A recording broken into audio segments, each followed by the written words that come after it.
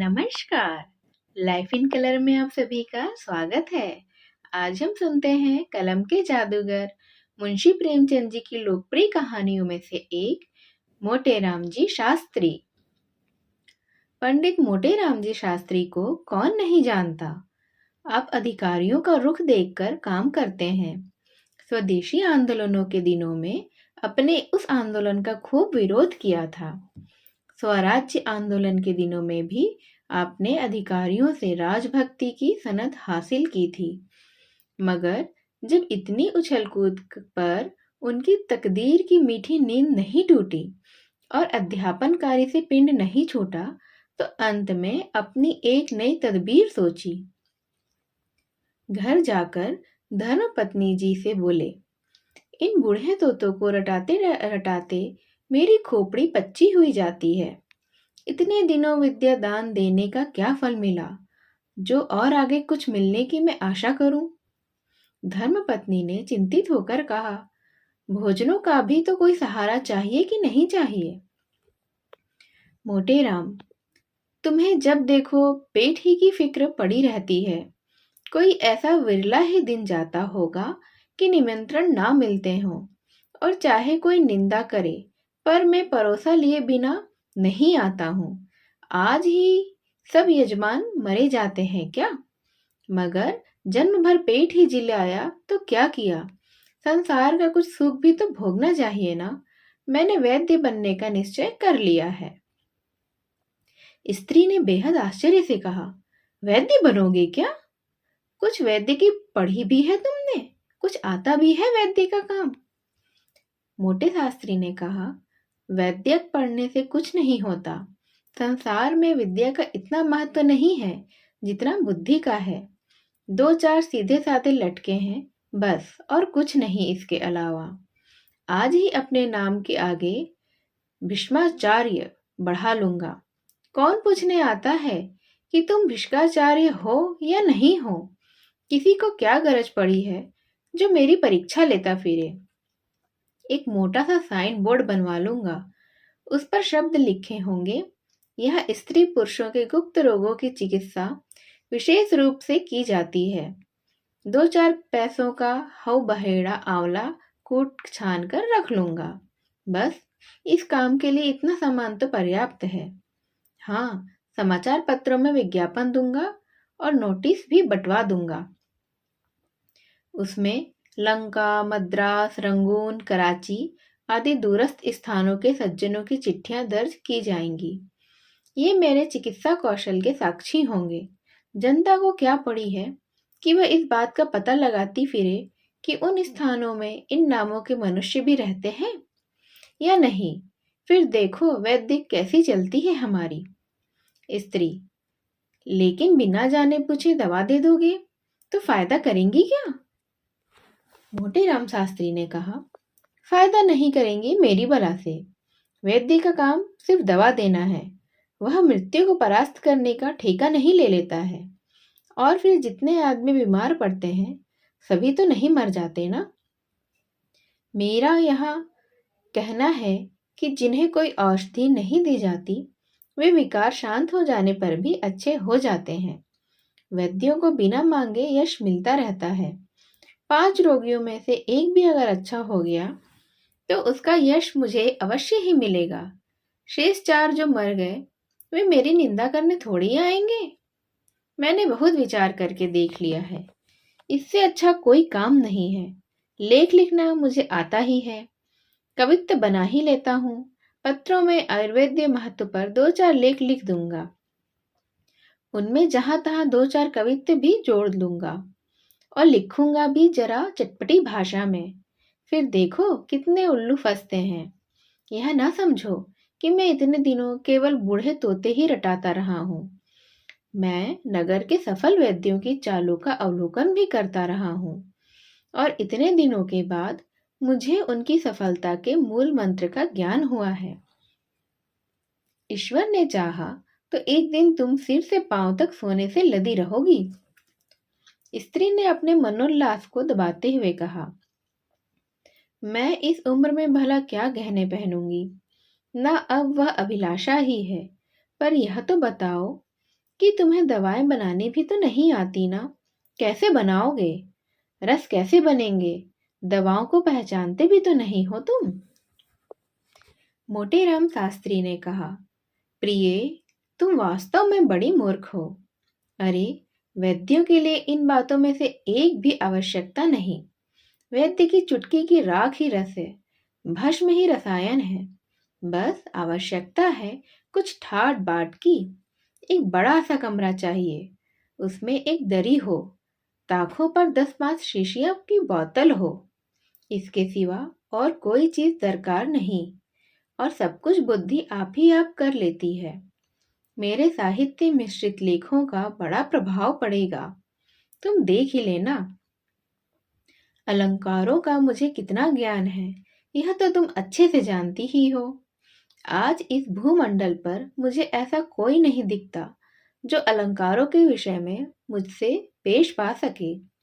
आखिर इतने दिनों घास तो नहीं खोदी है ना? 10-5 आदमी तो कवि चर्चा के नाते ही मेरे यहाँ आया जाया करेंगे। बस वही मेरे दल्लाह होंगे। उन्हीं की मार्फत मेरे पास रोगी भी आएंगे ही आएंगे। मैं आयुर्वेद ज्ञान के बल पर नहीं, नायिका ज्ञान के बल पर धड़ल्ले से वैद्यक करूंगा, तुम देखती जाओ। स्त्री ने अविश्वास के भाव से कहा, मुझे तो डर लगता है कि कहीं यह विद्यार्थी भी तुम्हारे हाथ से ना चले जाए। न इधर के रहोगे न उधर के रहोगे। तुम्हारे भाग्य में तो लड़के पढ़ाना ही लिखा है, और चारों ओर से ठोकर खाकर फिर तुम्हें वही तोते रटाने पड़ेंगे। मोटेराम शास्त्री ने कहा, तुम्हें मेरी योग्यता पर विश्वास क्यों नहीं होता है, बताना तो भला। तब स्त्री ने कहा, इसलिए कि तुम वहां भी धूर्तता करोगे। मैं तुम्हारी धूर्तता से चिढ़ती हूँ। तुम जो कुछ नहीं हो और नहीं हो सकते, बक क्या बनना चाहते हो? तुम लीडर ना बन सके, सिर पटक कर रह गए। तुम्हारी धूर्तता ही फलीभूत होती है, और इसी से मुझे चिढ़ हो जाती है। मैं चाहती हूँ कि तुम भले आदमी बनकर रहो, निष्कपट जीवन व्यतीत करो, मगर तुम मेरी बात कब सुनते हो भला? मोटेराम शास्त्री ने इस बात पर कहा, आखिर मेरी नायिका ज्ञान कब काम आएगा, तुम ही बताओ। तब स्त्री ने कहा, किसी रईस की मुसाहिबी क्यों नहीं कर लेते हो? जहाँ 2-4 सुंदर कवित्व सुना दोगे, वह खुश हो जाएगा और कुछ ना कुछ दे ही मारेगा। वैद्यक का ढोंग क्यों रचना है तुमको? ऐसा ढोंग क्यों रचते हो? तब मोटेराम शास्त्री ने कहा, मुझे ऐसे ऐसे गुर मालूम है जो वैद्यों के बाप दादाओं को भी न मालूम होंगे, और सभी वैद्य 1-1, 2-2 रुपये पर मारे मारे फिरते हैं। मैं अपनी फीस 5 रुपये रखूंगा, उस पर सवारी का किराया अलग लूंगा। लोग यही समझेंगे कि यह कोई बड़े से वैद्य हैं, नहीं तो इतनी फीस क्यों लेंगे? इनकी इतनी फीस क्यों होगी? स्त्री को अब की कुछ विश्वास आया। वह बोली, इतनी देर में तुमने एक बात ही सिर्फ मतलब की है, मगर ये समझ लो, यहाँ तुम्हारा रंग न जमेगा, किसी दूसरे शहर को चलना पड़ेगा।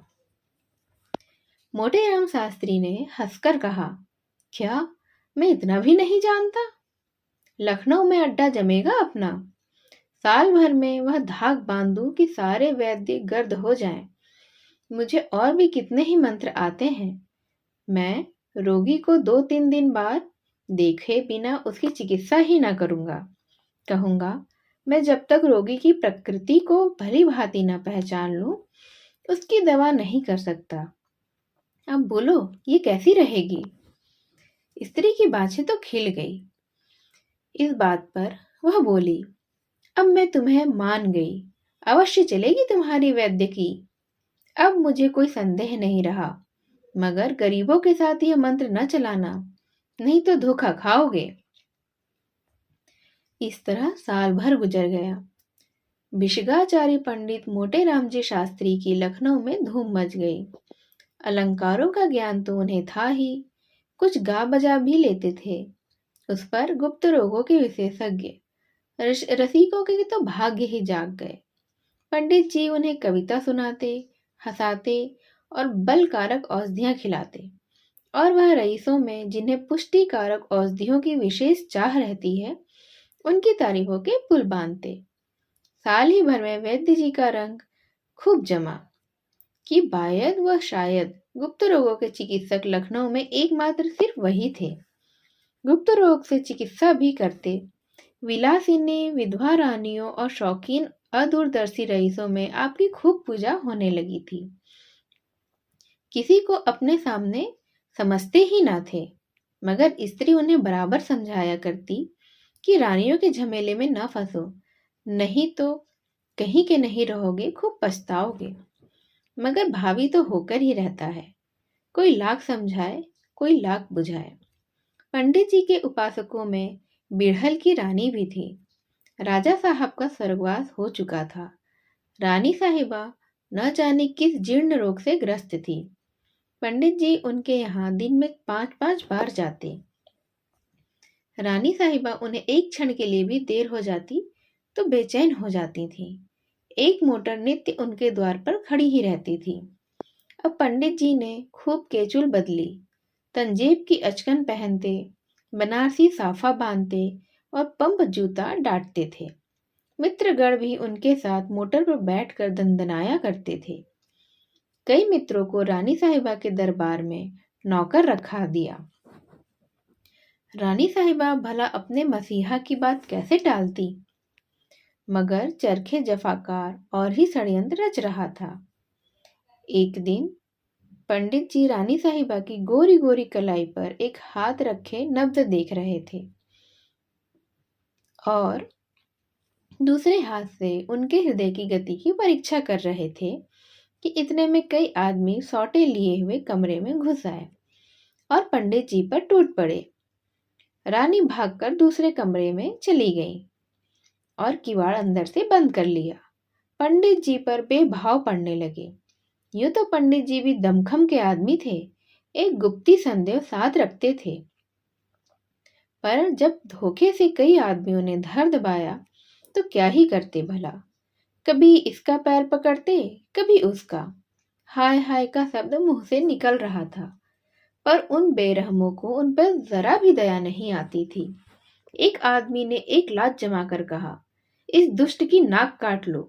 दूसरा बोला, इसके मुंह में कालिक और चूना लगाकर इसे छोड़ दो। तीसरे ने कहा, क्यों वैद्य जी महाराज, बोलो क्या मंजूर है, नाक कटवाओगे या मुंह में कालिक लगवाओगे? पंडित जी ने कहा, भूल कर भी नहीं सरकार, हाय मैं तो मर गया। तब दूसरे आदमी ने कहा, आज ही लखनऊ से रफरेट हो जाओ, नहीं तो बहुत ही बुरा होगा। पंडित जी ने कहा, सरकार मैं आज ही चला जाऊंगा, जनेऊ की शपथ खाकर कहता हूँ, आप यहाँ मेरी सूरत ना देखेंगे अब। तब तीसरे ने कहा, अच्छा भाई, सबको इसे 5-5 लाते लगाकर अब छोड़ दो। पंडित जी ने कहा, अरे सरकार मैं मर जाऊंगा, दया करो। तब चौथे ने कहा, तुम जैसे पाखंडियों का मर जाना ही अच्छा है। हाँ तो शुरू हो जाओ सब। पंचलती पड़ने लगी, धमाधम की आवाजें आने लगी। मालूम होता था नगाड़े पर चोट पड़ रही है। हर धमाके के बाद एक बार हाय की आवाज निकल आती थी, मानो उसकी प्रतिध्वनि हो। पंचलती पूजा समाप्त हो जाने पर लोगों ने मोटे राम जी को घसीट कर बाहर निकाला और मोटर पर बैठाकर घर भेज दिया। चलते चलते चेतावनी भी दे दी कि प्रातः काल के पहले भाग खड़े होना, नहीं तो और इलाज कर किया जाएगा तुम्हारा। मोटे राम जी लंगड़ाते करहाते लकड़ी टेकते घर में गए और धम से गिर पड़े, और गिरे भी कहाँ, सीधे चारपाई पर। स्त्री ने घबरा कर पूछा, कैसा जी है? अरे बताइए, अरे तुम्हारा क्या हाल है? हाय हाय ये तुम्हारा चेहरा कैसा हो गया है? तब मोटे राम ने कहा, हाय भगवान, मर ही गया मैं तो। स्त्री ने कहा, कहाँ दर्द है? इसी मारे कहती थी, बहुत रबड़ी ना खाओ, लवड़ भास्कर ले आऊं क्या? मोटे राम ने कहा, हाय दुष्टों ने मार डाला मुझे, उसी चंडालिनी के कारण मेरी दुर्गति हुई। मारते मारते सबों ने भुरकुस निकाल दिया मेरा। स्त्री ने कहा, तो यह कहो कि पिटकर आए हो। हाँ, पीटे हो, अच्छा हुआ। हो तुम लातों के ही तो देवता ना। कहती थी कि रानी के यहाँ मत आया जाया करो, मगर तुम सुनते ही कब थे मेरी। मोटे राम ने कहा, हाय हाय राण, तुझे भी इसी दम कोसने की सूझी है मुझे। मेरा तो बुरा हाल है और तू कोस रही है। किसी से कह किसी से कह देना, ठेला वेला लावे, रातों रात लखनऊ से भाग जाना है, नहीं तो सवेरे मेरे प्राण भी नहीं बचेंगे। तब स्त्री ने कहा, नहीं, अभी तुम्हारा पेट नहीं भरा है। अभी कुछ दिन और यहाँ की हवा खाओ। कैसे मजे से लड़के पढ़ाते थे। हाँ, नहीं तो वैद्य बनने की सूझी तुम्हें।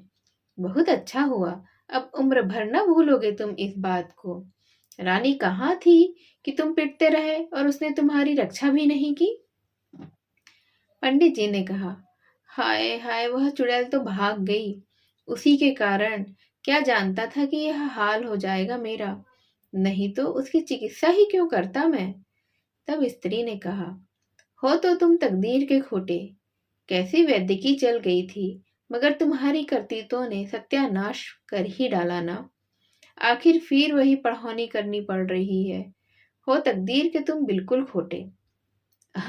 प्रातःकाल मोटे राम जी के द्वार पर ठेला खड़ा था और उस पर असबाब लद रहा था। मित्रों में एक भी नजर नहीं आता था। पंडित जी पड़े कराह रहे थे और स्त्री उसमें सामान लदवा रही थी। इस तरह मोटे राम जी शास्त्री की वैद्यकी पूरी तरह से बर्बाद हो गई और वह फिर से अपनी अपनी पढ़ाई में वापस लौट आए और पढ़ाकी करवाने लगे। इस तरह ये कहानी यहीं समाप्त होती है। इस कहानी को ध्यान से सुनने के लिए आप सभी का धन्यवाद। नमस्कार।